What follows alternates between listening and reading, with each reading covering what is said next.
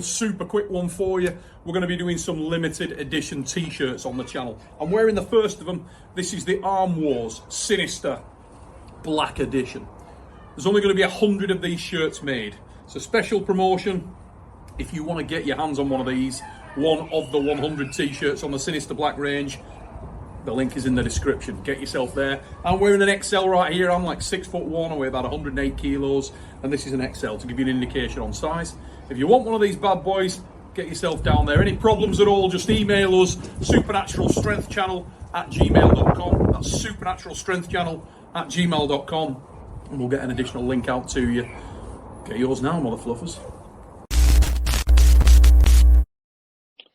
We do a little redneck engineering. There you go, mate. The very best. That? Is that better? It's not bad at all. I think we could, and I love the fact that you've got the pencil in the ear as well, mate, because that always, it wouldn't be the same if you didn't have it. You'd be like, right. Some of that ain't the real Justin Bishop. There we go. So it's really hot over there, is it, at the moment? I have warmed up, I'll say that. I'm hoping winter's gone because I don't do the cold, so. Yeah. I mean, you're not built for cold, though, are you? No. I've seen you weighing in when you've no shirt on and you're like ripped to the bone. But now me, I'm part man, part large sea-bound mammal.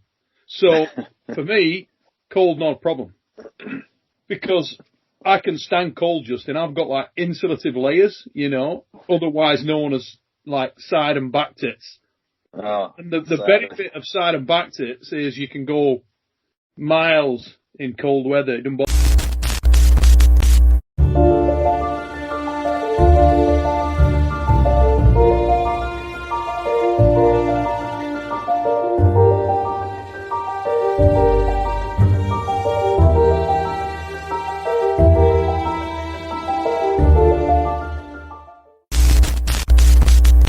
Seals, they're really good at it, and me. So you right there up there with the seals. I'm up with the pinnipeds, so yeah. That level. Shit. Yeah, look, I feel bad that I came on and screwed up what you did. I got it. It was spot on. I got it. There it is. What about that? Amazing, mate. You're looking. All right. We should probably start the show, shouldn't we?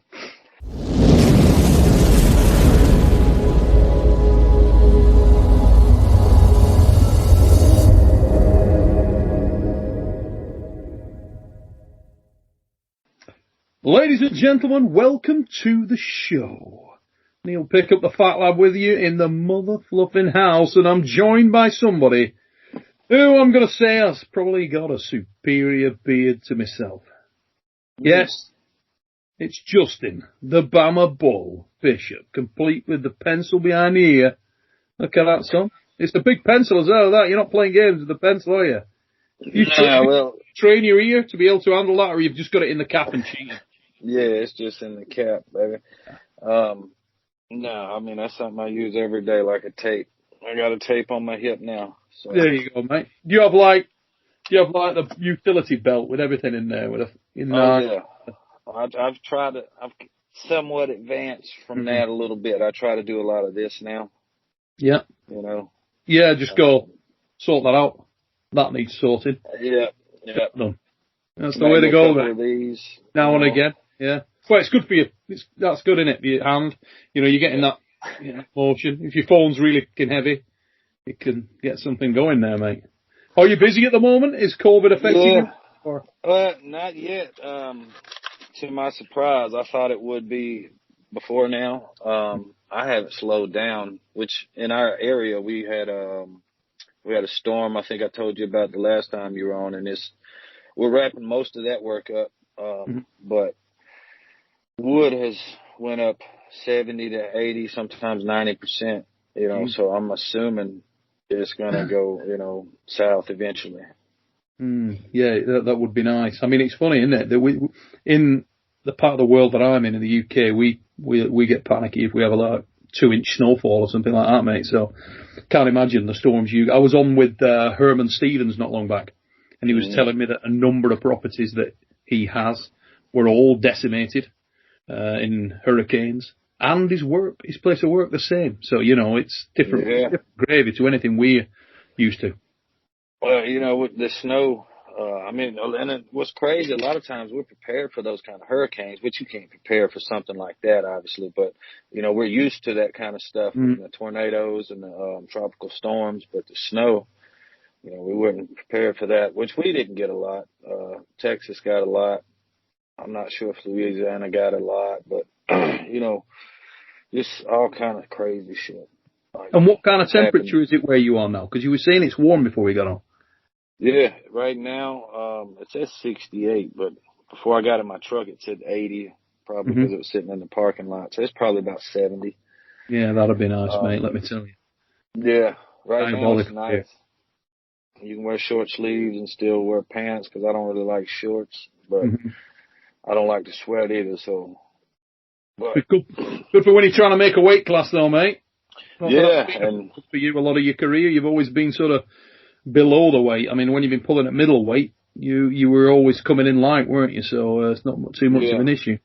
No, have you been keeping pace? Have you been doing a lot of training? Have you know? You know, I did the TAL thing. Yeah. And I went in there. I was probably about 85 to 88, somewhere in there. And I hadn't been training for like 2 or 3 weeks when Jeff called me, which was 6 weeks or so out, 8 weeks.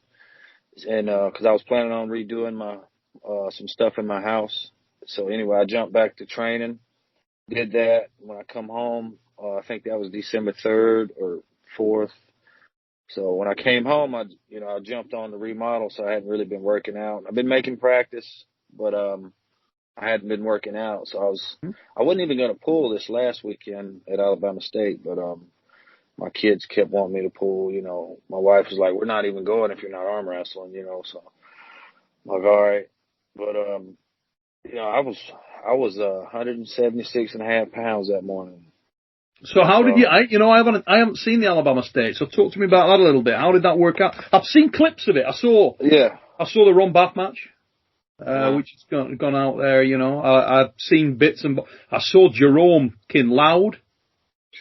It's a grown-ass man right there. That's got some viral potential, that little clip, hasn't it? Because he looked like, Jerome, you know, for the people who don't know Jerome's been a contender for a while now. Yeah. You know, back in the WAL events, he was always that guy on the sort of under fringe, you know. But it looked to me as though he's just completely turned a corner. He manhandled Dan on the clip I saw. Yeah, I think he developed a hit that was, you know, and that's all you need. I mean, you give somebody like for instance, the power Ron has in his hand and the containment, and when you give somebody that speed, I mean, it's nothing, you know. But I was going to ask you, mate, what about the circumstances of it? Was there other things that the clip doesn't show? Had Dan had battles that day? Because obviously there's a number of people in the class. Yeah, I don't think Dan had a decent match all day. I mean, the longest matches he had were slips and then press, you know. I think Jerome made him feel uncomfortable in the setup, maybe. Because that's pretty much the whole match. The one you've seen in the clip where he pins him twice, essentially. Is that in the weight class, Justin? I think Jerome. No, that's in the overalls. It's in the open, yeah. Okay. Yeah, I believe. Because what weight was Jerome? I think he pulled 242s. I don't think he's 42 though. I think he's more maybe 230, maybe. Okay. And but Dan was weighing what? 200? I don't know. If I had to guess, 205, 210 maybe. Okay. I think the biggest he would be is probably 210. But you know, where you have to beat Dan at is have that containment. You know, and if you don't have that containment, I mean, and that just shows you how much containment Jerome has. It's crazy. I pulled him once, made me feel like a girl, and I was hoping to pull him that day because even though I was light and I was sick as a dog Wednesday, that's one reason I was so light, and I felt good that day. You know, I got up feeling good. I felt terrible Thursday, but Friday, you know, I got up, moved around. And I felt really, something's been clicking lately. I don't know what it is. Even, when I'm not trained up and I don't feel super confident in my strength, I feel so comfortable at the table that when I get to the table, I don't think about any of that. I don't, none of that's on my mind. Like, you're not trained up. You only, your arm's a little banged up or this or that. It's just, I'm comfortable. I'm focused on what's going on. And I don't know, the last 2 tournaments I've pulled, it's been like that for me. I hope it keeps going like that. Yeah. But, I won the 98s left. I only pulled left, and I won the overalls left-handed. So that's a pretty good outing. Yeah. Yeah, and I announced the entire 10.5 hours. So, yeah, it was a hell of a tournament. I know of 5 different classes that had 20-plus guys. Yeah. And we had masters, traditional class, women's, and novice in every class. Did you put the show on, mate? Because I noticed your dad reffing. Someone who's reffing. No, it was Glenn's tournament. And Karen and Frank were going to come. Some mask issues or whatever. Anyway, they didn't come. So it was kind of it was a great tournament. I don't want to say it wasn't a great tournament, great turnout, but behind the scenes, it was a bit of a clusterfuck. And we were, scrambling. We were scrambling and, yeah, it's Glenn's tournament though. He puts on every year. It's usually a good turnout too. And, I guarantee you 300-400 entries easy. That's great, isn't it? That's really. Yeah. And obviously some high profile matches and high profile arm wrestlers. One of the guys I was going to ask you about was, Tuye, Craig. Did Craig pull on the right? Was he back in action on right hand? How'd that go? Yeah. He got second to Robbie Russell. Okay, so that's nice to see him back at the table. And did he look as fluid as he has, or was he a bit tentative? Was he a little bit? I mean, he was hitting, I don't know if you've seen any of the TAL matches. He was there when I pulled Ali and Jesse. Okay. And he won. I'm pretty sure he won right-handed 98 pretty easy. And he looked to be in full form. And he had been telling me, I'm not there yet. I'm not there. But you know how guys are. That's what I was thinking. Like, yeah, it looked like he was in full form. Not gonna fool me, But and I still have mixed feelings about me not pulling right-handed. One reason I didn't want to pull right-handed is because it wasn't where I wanted it to be when I pulled Jesse. Even though I looked and felt good, it wasn't where I wanted it to be. And like I said, I hadn't been training, so I don't want to go take a loss. And anyway, Robbie looked real strong too. And I don't know. I think my best chance at beating Chule was Saturday, and I didn't do it. And I'm kind of glad though, because I don't think he's 100%. Yeah. Oh, having said that, Robbie's no bull. Yeah, I was gonna say I was not taking anything away from Robbie. I pulled Robbie. I pulled him at a practice a couple months ago, and while I didn't have a whole lot of problem taking his hand, it was still like his arm power. He's got a strong ass arm. Some small tweaks and Robbie will be right there, I guarantee you. And like which I said, is good because it's just more evidence that there's like an undercurrent of pullers out there that maybe don't get the recognition, but are not far off the mark, which is great. And, another thing that's coming back that I like is the Southeast Conference Championships, So we'll have a Southeastern Championship, regional championship every year. It's coming back. I think it's June. I've been out of the loop a little bit, and I'm kind of ashamed of that because I'm kind of one of the board members, But I got a lot of shit going on, Neil. One of those times, yeah. Yeah. Just work-wise or everything-wise? With the remodel to my house, I mean, it's, when you do this kind of work, the wife expects you to do it and save money. But what you don't see is, when I could come in here with my crew and have it done in 2 or 3 weeks, it takes me 2 or 3 months because I'm one guy. Yeah.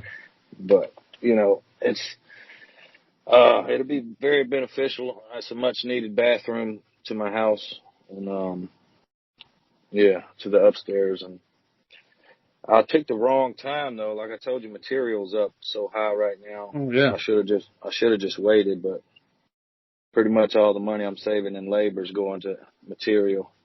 So. Hindsight's a wonderful thing, mate, isn't it? You know, right. hindsight is a wonderful thing.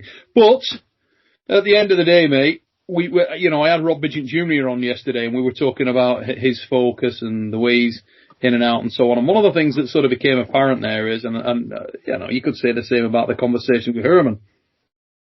In real life, for guys that are not full-time professional arm wrestlers, you gotta just make hay while the sun shines, and it ain't shining all the time. You can't just go out there and pretend like arm wrestling can be 100% focus for a lot of these guys all the time. It can't. That's not real life. It may be an injury, it may be life circumstance, it may be whatever, but there are other things in life, and sometimes your focus comes off a touch. If, when that happens, you're still able to roll up at tournaments and get wins under your belt, that's not too bad, mate. And I was going to pick up on what you said there. You didn't want to take a loss because you felt like your arm wasn't where you want it to be when you pulled Jesse. Jesse probably came out of that match really good because he hung you up a little bit, and a lot of people were like, "Wow, you managed to hang him up," which I know you take that on the chin all the time, but would a loss bother you, mate? Would it really? Would it probably have motivated me, to be honest. But the thing about it is, like I knew Moser was coming, I knew Craig was coming, but I only knew 2 weeks before. Mm-hmm. All right.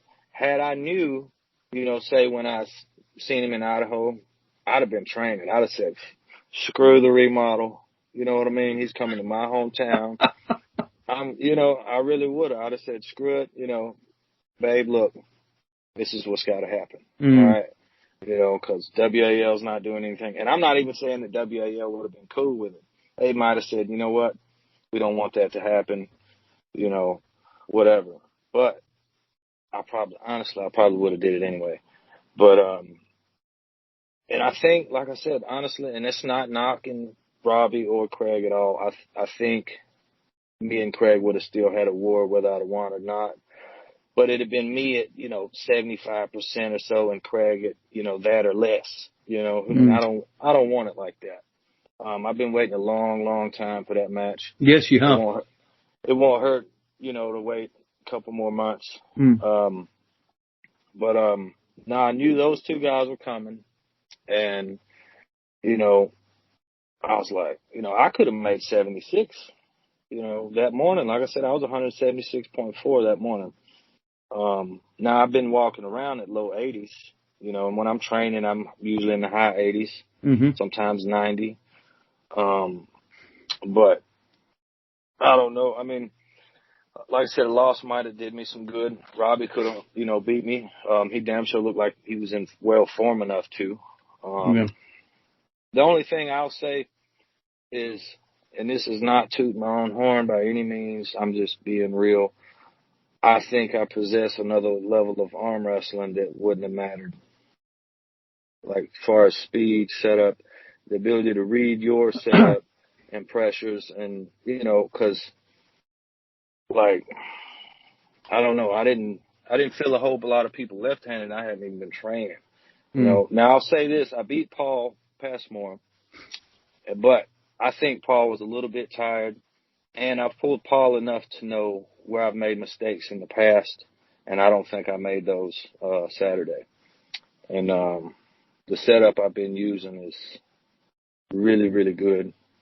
And like I said, I have been going to practice, so I haven't lost, like my ability to arm wrestle or my edge, so to speak. So if anything, I'm just, 10 pounds lighter than I normally would be. Mm-hmm. But. And maybe not as mentally zoned in. Yeah, I was definitely mentally zoned in. Like I said, I felt more comfortable at the table the last 2 or 3 outings than I have ever. And between you and I, my arm hasn't felt there. My left feels 100%, which is one reason why I think it's doing so well. And I don't know. I think, and like I told Craig, if you want to know my honest opinion, I think him and I both, him more so, have been doing it long enough and people want to see that match, that there's no reason both of us shouldn't make money on that match. Mm-hmm. And the same goes if, if people want to see me and Moser, the same goes for that. How often have you pulled Dan? You've pulled Dan before, haven't you? No, never even. Have you not? Oh, you have? Nope. Holy shit, that's another big prospect in waiting then. Yeah, and we tried to line it up a couple times, and shit happens. You ever pull Herman's? I don't think I pulled him in competition. If I had, I don't remember. He probably smashed me if we did in competition. I distinctly remember pulling him on the side table at an event. I'm trying to remember. It was the UAL grand opening. And, I pulled him on the side table. And I thought, because I remember thinking, this guy's legit. We was going back and forth. And then I remember pulling Brzezinski. It's the only time I ever pulled Brzezinski on the side table. And he put his left arm up there. And this was a week and a half after UAL 6 or 4. And I grabbed him. And I was probably about 188, close to 190 by this time. And I grabbed him left-handed and I started going a little. And he started to go, and about right here, I seen him squint a little bit, and he let off, and he put his right arm up there. And I couldn't move his right arm. I couldn't even begin to smell his right arm. But I was like, oh, shit, I made John Brzezinski squint a little bit. Yeah. I was just looking around like, did anybody see that? Yeah. It's going over to your missus saying, you have the camera running when that happened, because... Yeah. But, Herman felt good. I think Herman presents that level of arm wrestling I spoke of earlier. And that's what's so dangerous about him, because I don't know if he's training or not. Didn't look like it as far as, appearance-wise and all the stuff you and I know he's got going on. And he was still able to compete with those bigger guys like that. And yeah, I'd say Herman's a bad mother fluffer. When Herman's one is real, you know what I mean? He's not playing games. I think he's obviously for various reasons he's not had the ability to focus on it. I think he's been injured for a few years, similar to Tom Holland, who's been trying to stay in the game. He's been suffering all kinds of nerve damage issues. Tom now is coming back, and I hope, touch wood, Herman's the same way.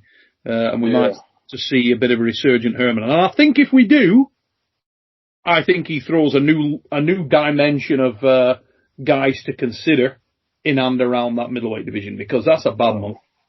Oh, there's no doubt. And he's smart enough and fast enough, and he's got the dedication to do it. And those elements combined make a bad mother flower. Yeah, they really do. He's very versatile as well, and I like that about him. You crack his wrist, it's not over, which is good. He can hang in there and he can pull proficient. And I've seen him pull with some serious speed. Like last Mississippi tournament, he was banging people across the table. I think he actually scared Big Wayne out of the heavyweight division a little bit. He had a battle with him, didn't he? So, if you can do anything with Withers, you're serious wins. To people who's never felt that man's hand in Pro Nation, like, I don't know what Dave done to him, but like, I seriously think that Dave is the only person that could contain him in the center while Wayne is going and just mow sideways without losing the wrist in America. Let me say that. Yeah, there's some real talent out there, and I wanted to pick up a couple of points with you, and you probably know some of these are coming, but one of if you look at sort of the COVID lockdown thing, there's been a number of arm wrestlers in the US that have capitalized, let's say. Okay. I'm going to say the first one of those is Dan. Definitely capitalized. He's had like a bit of a coming out party through COVID. He's been out there. He's been cracking people. taking risks and taking names and at speed. I would say also that if you look at Paul Lynn of late, another guy, like a monster. Yeah, looked like he'd gone up a gear, big time. You looked at him and you thought to yourself, okay, Paul Lynn's arrived. So he's right there. You've had a little bit of a sat back and watch thing. You popped up once, done well that day, but by your own allowance a moment ago, you said you weren't happy with it, so you've been in the background. Rob Bidgent the same. Not really seen Rob. I mean, he had the one little match there, but with Chuck, but nothing else. Does that concern you? Do you think you've learned anything you didn't know about these guys? Do you think that their level has actually upped, or do you think it was just that other people haven't been as active, and particularly those two in terms of Paul and Dan? Because I know there's a lot of chatter about them. A lot of people are saying, oh, no, those are the guys now. Well, I definitely think they've gotten stronger, throughout the whole lockdown, because you got loads of time to train, especially if you're not working. So, also, I think particularly Paul, I was watching the 700 guys he mowed through and just really breaking it down a little bit. And I even messaged him afterwards. And I said, I like that little trick you're doing in the strat, nowadays. And so, I've seen a few different setups he used. It seemed to be changing. And he definitely looks strong as hell. I'm not sure what he's weighing, but he definitely looks strong. Dan looks a little bigger as of late. I'm not sure if he is or not. He certainly looked it at weekend. On that footage, he looked very, very thick, didn't he? Yeah. Mm. But when him and Cody were pulling, Cody with his long hair and looking like Thor, and you had jacked up Shooter McGavin over here listening to get ready to smack him, It was, yeah. And the shirt, oh, no, he had his Lottie Tour shirt on. I was thinking he had his other shirt. I actually like that other shirt he's got. It's pretty badass. Well, the Mazarenko one. I think it is. Yeah. But yeah, I had fun commentating those two guys. But, yeah, I you got to say, both guys have gotten better. It's hard to say because most of the level of competition that they're pulling isn't quite as steep as, say, normally they would pull. Mm-hmm. And, which is one reason, like, say, for this weekend, I looked like I've been training all fucking winter. If you didn't know any better other than me being light, you'd be like, damn, he's been on it, Yeah. And it's really it's just the small detailed stuff that separates good from great. And, and I've seen that go up on both of those guys, I think.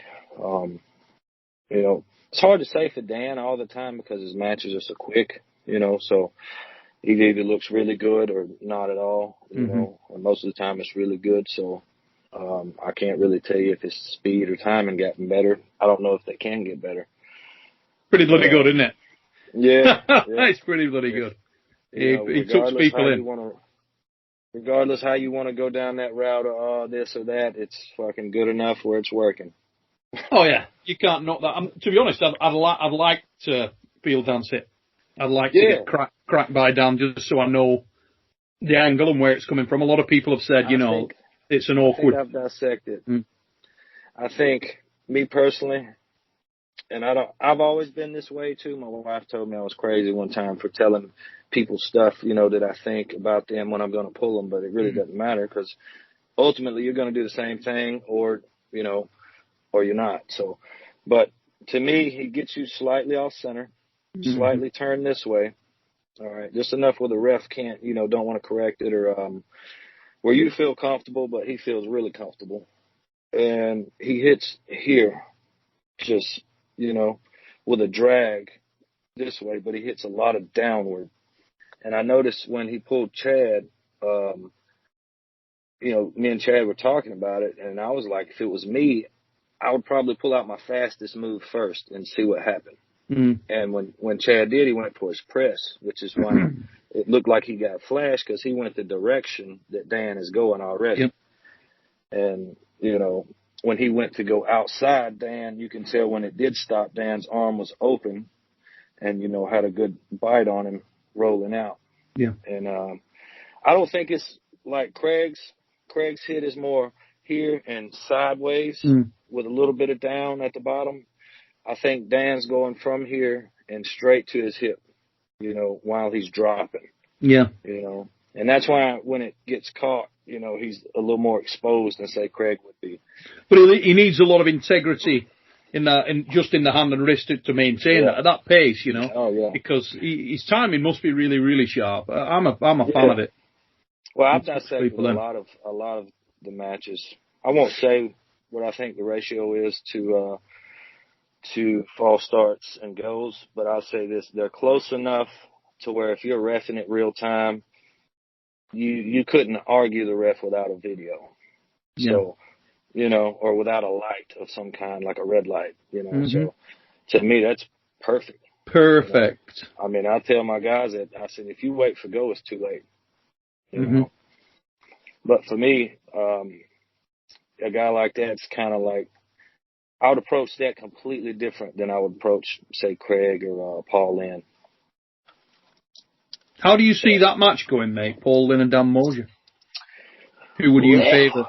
Man, it's hard to say. And I know, you know, me and Dan actually spoke a mild bit, and you know, I know people like to think we hate each other or whatever. I've never said I hated him, but I think we're on better terms now, whatever.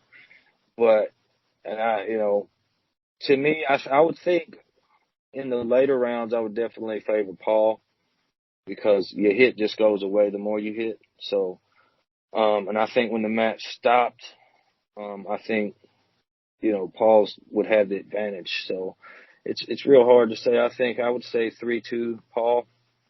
I say if Dan won, it would be 3-0. Yeah, so it'd be like if Paul would need to find a way to put the brakes on. Yeah, and he might could do it in the second round. Hell, he could do it in the first round. The way he looked the other day, you know, fucking, you know, he knows how to apply a shit ton of pressure in the strap without actually pulling you across the table, and that's very key, in my opinion, to pulling Dan. If he can keep any kind of neutral arm position, even if his wrist and hand were compromised and he could get to a strap, you do feel like Paul has got a lot in the strap. It looks like he's got a great deal of power. And he seems to have a lot of confidence in that as well, just charging through your arm at pace. If I have to decide between two guys, and I think it's close, I normally go with the guy that I think's got the better technique, and I think Paul's got a slight advantage there. And you know, based on the last footage I've seen, I'll say that. But it's like I said, it's hard to dissect Moser because his matches are so quick. A lot of them don't go to the strap. You know, personally, I would like to see him more in the strap, see if he's the same kind of, because it's a different game in the strap. A lot of guys aren't the same arm wrestler in the strap. You know, I feel like I'm different. Who do you think are the top 5 guys in the United States at the moment on the right arm? Middleweight. Below 200? And in what order, if you can do that? Well, you got to put Rob at the top. You know, people are putting Dan up there. I'm personally, if you put the roster beside each other of middleweights they beat, you obviously lean towards, and that's what I do. You know, you can go off current stuff, whatever you want to, but like me and you were talking about, you don't know what's going on in that person's life, and this is not a professional, like, full-time job. So, you know, I mean, and what this guy can be today, it's completely different than what he can be in 3 or 4 months, 6 months. And so I just go off resume. So you got to put Rob there first. I mean, second, I would say, I mean, you'd have to put Dan there, I think, you know, because the only other people would be, I can't remember who won against Craig and Storm last time they pulled. But honestly, I won't put Craig in there because he's still recovering from surgery. So we'll just, you know, inactive. We'll put Dan, Storm, I'd say me or Paul in fifth. I mean, does fifth really matter? You know, I don't know who, you know. Let's put Bowen there. Why not? You put yeah, honorary United States of America. Yeah, screw it. What about Herman? Would you put him in there if he's at weight? I think Herman would need a good 6-8 months to make 98 healthy and in shape. I think he had to be over 220 if he pulled 42s. I'm going to say the other day he wrote on one of my comments, he's put it'd suck to get beat by a guy in worse condition than me. Yeah, so he must think he got a bit of side titterage going on. Yeah, I mean, I don't like calling people anything because I know I look like a shrimp at that thing with all these massive men walking around me. But, you know, and I hate people walking up, damn, you lean, ain't you? You know, you're looking like, fuck off. You know how hard it is for me to get size on me? Yeah. Like, let's go arm wrestle. But no, I mean, definitely, if you take Herman in shape, 205 or under, he's definitely top 3, I think. Mm-hmm. You know, because he knows how to train properly. He knows what to train. He knows how to dissect. Because I talk to a lot of arm wrestlers, man, and very few understand certain things that I'm saying, you know, and he's one of them. So, you know, and to be able to talk like that, you got to be able to arm wrestle like that. Whether you're strong at it or not, that's another thing. Mm-hmm. But, you know, and the biggest thing for some people is applying it on game day. Like, I know the best arm wrestlers in practice, and you go to tournament, and you're like, what the fuck? What happened? Yeah, all gone. Mentally smashed. So talking of the mental game, let's move on to the white elephant in the room. Your good friend, Ryan Blue Bowen. And the fact that he may be in a situation where a match has been manufactured, created, to pull against RBJ. I've been checking up on that as of late. Jamie Sheldon texted me the other day. Like I said, I've been real busy. And the only reason you see me on TikTok is because I'm riding in my truck, you know. And I'm just. You know what? I don't have TikTok, but Ryan Bowen on the Fix the other day said you're like he said you are the legend of TikTok. He said you're unbelievable. So I need to get TikTok, whatever the fluff that is, and check it out. Because he said, if you've not watched, he said it's comedy genius. So it sounds like you're kicking off on there, mate. Well, I'm running out of material, so I have to talk about shit that's going on with our shitty government. So people don't seem to mind, you know, a news anchor that don't give a shit. So, but how did I get there? About Ryan, you were saying about Ryan Bowen. Yeah. RBJ. So I hadn't been keeping up with the you know, I seen this stuff on Facebook, but I hadn't been commenting a lot on Facebook. I get in trouble when I comment on there. So, but anyway, I made it a point Sunday. You know, I was painting some stuff. I clicked it on. I listened to a little bit of you and Rob, and then I listened to Rob Bowen and Devin, and then a couple of skits of Bowen talking about it. So, from what I understand, it's going to be, regardless, it's going to be more than 10 grand and fully tested event. I mean, you know, I've learned not to doubt Ryan, because when he sets his mind to it, he can pull it off. You know, now, as far as performance-wise, that's different. See, the difference in performing in combat sports and, say, weightlifting or even what he's doing, you know, going to make this miracle thing of a match happen, that's an inanimate object. So when you come to like when he pumped himself up to pull me, he made everything happen but beating me. And that's because, you know, you can't predict what I'm going to do, or you can't, you know, you can prepare for it, but it's unpredictable. So I don't doubt him when it comes to planning anything or doing anything in the sport besides performance. The only time he's shocked me is when he beat Moser, that one time. And, you know, a bunch of other factors played into that. You know, I won't even go there, but, you know, his ability to arm wrestle, you know, is up there. But he does this every time. In my opinion, it will go a while without pulling, I won't say top ranked guys, but non-Australian guys. Mm-hmm. And he'll build up this confidence. And, last time he did well, he pulled Allen, did well.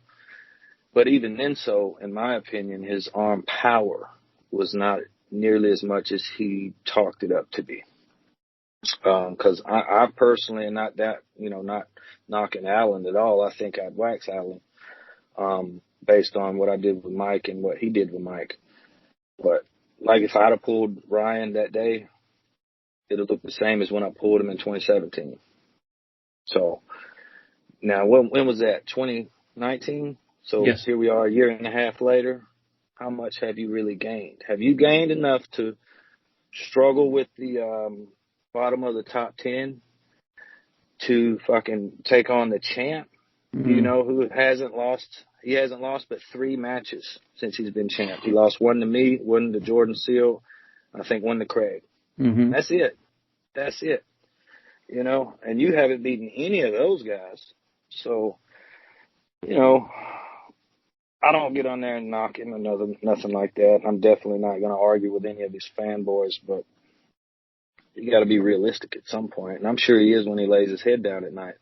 But like Herman said, this is a win-win for him. So, have at it, brother. If that was my means of income, I'm not going to give a shit what anybody else thought, in the competition. Yeah. Yeah, everybody, in all combat sports, everybody wants the match. If you can get the match, get the match. And he's probably got the match. Yeah, and I see the point of everybody else. Everybody else is like, oh, well, it kind of diminishes these other matches or whatever the fuck. I get all of that. Yeah, if he loses, if RBJ loses, kind of, yeah, but then again, if he loses, Ryan was right, wasn't he? If RBJ lost, Ryan's suddenly like, I mean, how could anybody sit there if Ryan beat Rob? That would be a statement. That would be it'd be a statement in my mind, because I don't think he can beat Rob Benjamin Jr. No, I don't think he can Rob Benjamin Jr. while I have a hole in my ass. No, I don't think he could either. But here's the thing, like, all right, you have a whole league that people have a shit ton of money invested in. So you are the league, essentially. You're the face of this division, and that's the only reason I ain't going to say it's the only reason, but I respect them enough to run it by them what I'm about to do or what I plan on doing. They only told me no to 1 tournament, and it's mostly because the guy throwing it they had a disagreement with. And that same tournament, a lot of WAL guys went to last year, the year before, and got their ass whooped. And, now as far as, and you can say the same thing about WAL hindering the sport, well, the best guys aren't getting to compete with this best guy and this best guy, and it all boils down to money. And when you add money to a sport, it slowly loses its purity. And that's just a fact. But if you want your sport to grow, you got to have money in it. You got to have drama. You got to have. I personally think, I agree 100%, and I personally think for the sport, it's great. That he's keeping that, and I love that in Ryan. I think it's fantastic. I think that Ryan, I admire Ryan going after it relentlessly like he does, making it happen like he does. I think that's great. I think Ryan Bowen's a very good arm wrestler, really good arm wrestler. When I say that I don't think he can beat Rob, it's not really a reflection on Ryan. I mean, I say that to Ryan and he laughs his ass off, and I love that about him. He doesn't give a shit what I say, and he shouldn't. Because if he's not going to back himself, who the fuck is? You know what I mean? So I like that about the guy. I just happen to think that a motivated Rob is a special hombre. I think that's... Oh, there's no doubt. That's an extra... And I'm not sure... I'm not sure Ryan knows how good Rob is. I'll tell you, when I pulled him, I don't think he does. I learned 2 things when I pulled him. And I somewhat knew both of these things, but it kind of solidified it for me. The way his hand is built, not just the size, the way it's built is not I'm not going to say it's not what people say it is. I just feel like I feel like my hand's thicker. His hand is not as thicker, but it's quite lean but long. Yeah, his finger length and the width of his hand was crazy strong. And I'll say this, I think, considering how our match went, I think it went exactly like I thought it would if I got off the right stuff. And I'll say this, he had way more side pressure than I thought when the match when I got compromised. I thought I'd be able to pull a lot better without my hand, because the way I've been practicing, I was strong like that. I'm still strong like that. But I don't think I got his hand in enough of a compromised position. I was the only person in a compromised position. And I'll say this, you're better off not getting him fired up. You're better off just going up there, don't talk any shit. I agree. You know, I agree. The problem is he's already probably better than you, so you need every advantage you can get. So firing him up where his hit is going to be better, it's not the goal, not the route. We spoke about that in the hotel beforehand, if you remember. I said the fact that you were under the radar is a very big weapon for you. Yeah, and that's to Ryan. It's like I said, it's a win-win for Ryan. If he gets a win, he looks good. But I'll say this, me and him got more in common than people probably think. I don't put my shit on social media. Like I remember the first time at UAL4 when I walked in there, that was the first time I ever met any of these elite arm wrestlers. Never even heard of Giannis, and people are telling me these things, and I'm like, fuck that. What are you talking about? There ain't a guy touched me in a year and a half. I'm just going to wipe the floor with everybody in here. So I respect that, and you got to have that. Yeah, I do. I do too.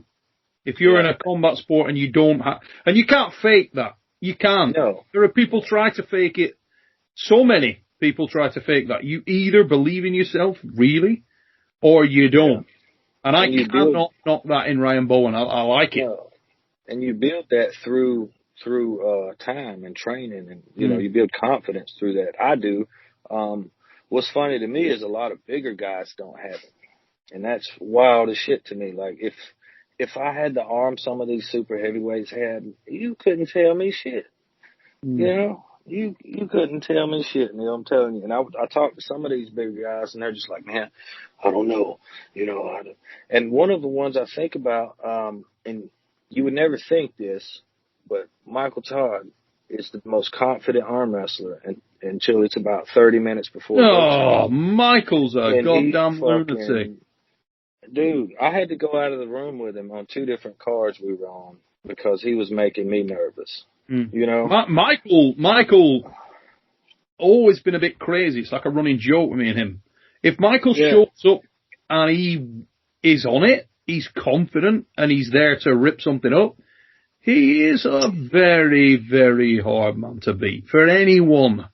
Michael and Rob Vigent do have one thing in common, and it's that little element of self-doubt that can become a crack and become something that shatters a little bit. And the funny thing is, and I've spoken to both men about this, to Rob and to Michael, if they were to take time out and analyse their career and sort of break this down logically, let's start with Michael, okay? How many people in any and all of Michael's losses can you recall running through Michael? Yeah. Ever. And when I'm talking about guys like Pushka, Denis Plenkov, the last time I could remember anybody manhandling Mike was Alexei Vovoda way, way back when Michael wasn't Michael that is now. He's a different animal. The Michael Todd that is now, that whole style of arm wrestling that he's developed, the manner in which he approaches the whole game is a different hombre, different individual. It's almost like that dude that pulled Alexei Vovoda's dead, Yeah, he definitely doesn't pull that same kind of style either. He's got not even more close. Yeah, I think he cared a little more about how he looked back then. Looked pretty good, didn't he? But Was he joking still aside, modeling back then? yeah, face of dove. But no, joking aside, mate, look at Rob. If you look at Rob's win-loss ratio and his record and who he's beaten, who he's hung with, and there's no bad losses. You don't see anybody on there. I mean, people will say, oh yeah, he lost to Philip, or he lost to this guy. Philip's fucking mega. Go pull Philip. See how you go on. Yeah. Like, you know, we're not talking about bums. We're talking about guys who were killers. Guys who were not really... only that, tournament style arm wrestling is much different. You know, Oh, all right, take me and Rob's match, right? Odds are I'd have probably beat him in the tournament that day. Just you know, because think about it. All right, I'd have beat him. I'd have been on the A side. Yeah. And even the second match, I had him right here. You know, he'd have probably pulled 2 or 3 more guys in between then. We met in the finals if he got past those guys, assuming he would. You know, it's just like I'm a much better tournament puller than I am super match puller. And I'll, you know, openly admit that. I've gotten a lot better. My problem was always dumping the load too fast. You know what I mean? And that's more mental in my opinion. You know, like I get way too amped up afterwards, you know, after you beat a guy or during the match or and it's crazy because like I go to local events now and it's not like that as much. I can pull all day. But you put it in a high profile and it's that extra, you know, extra little bit. And you know, I blame a little bit of my loss in that second match on that against Rob, but you know, I had the opposite problem Rob has. You know, like when I play music before I come out, I don't play metal or none of that. I used to. I get way too amped up. I play some old school rap just where I feel confident, that little bit of swag going on. And then the metal hits when I win the first match. You know, it's like full blown death metal. Let's get it. But like you say, your inner confidence does shine through a great deal. It did that day when you pulled Rob, when we were talking in the hotel beforehand. I think sometimes there's a weight of expectation for the guy that's got that, and a lot of heavyweights suffer from this because they've gone through all their life being the big guy in the room. So it's almost like the biggest enemy within any athlete is themselves. And if you can actually control your own mind, if you can control that self-doubt, you can actually unleash everything you've got. You can let it all go. And I think Ryan has a great mental approach to the game, or if not, he's got the best poker face in history. He's right there, you know. John Brzezinski had that as well. John Brzezinski had that weight of the world scenario where every time he approached the arm wrestling table, he should have been thinking, oh my God, everybody expects me to win. And yet, 99.9, give up. Give up. I idolize that so much. Oh, mate. You know, that's kind of how I feel left-handed, even though, you know, my left hand is not far behind my right, if not right there with it, you know, but I don't care. You know what I mean? I don't care, and it seems to do better. You know, so many times I've shared rooms with John Brzezinski at major events, and let me tell you now, he may not have got that great sleep, but it was only my snoring.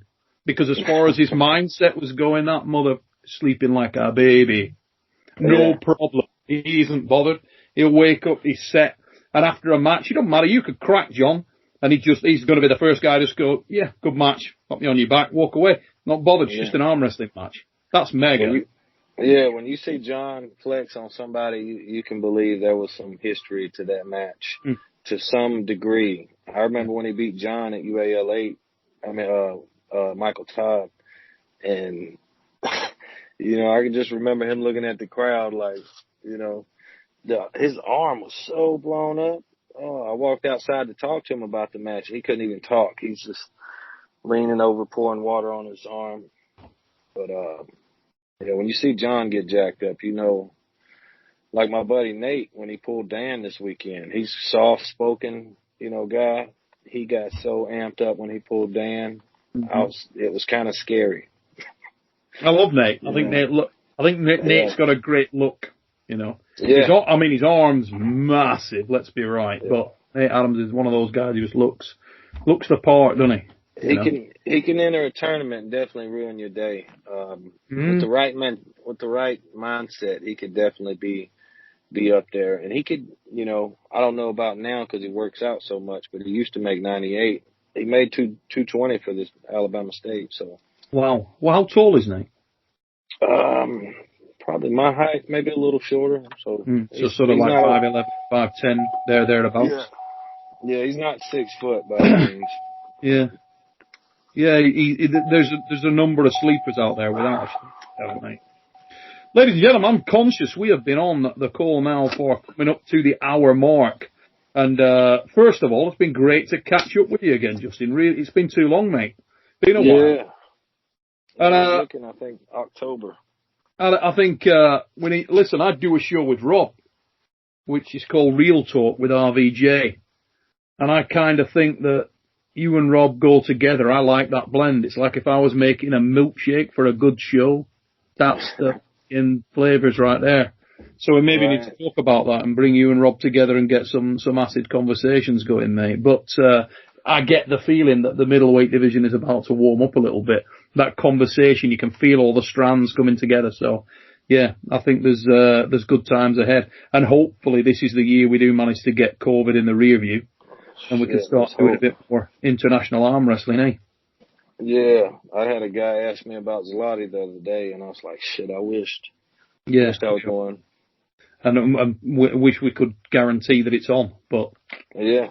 What will be, will be. Ladies and gentlemen, if you've got any questions for Justin the Bama Bull Bishop, please put them in the comments, or you can email them to us at supernaturalstrengthchannel@gmail.com. That's supernaturalstrengthchannel@gmail.com. Send them over and we will put them to Justin. This won't be the last. We'll be on with Justin again. It won't be months before we hear from this guy again. Justin, thanks for coming on, brother. Really enjoyed it. Hey, I appreciate it, bro. And if this is your first visit to Supernatural Strength, ladies and gents, please do like, share, subscribe. Let everybody know about it. And until we see you next time here, take it easy, peeps. What grabs your eyes on that, if anything?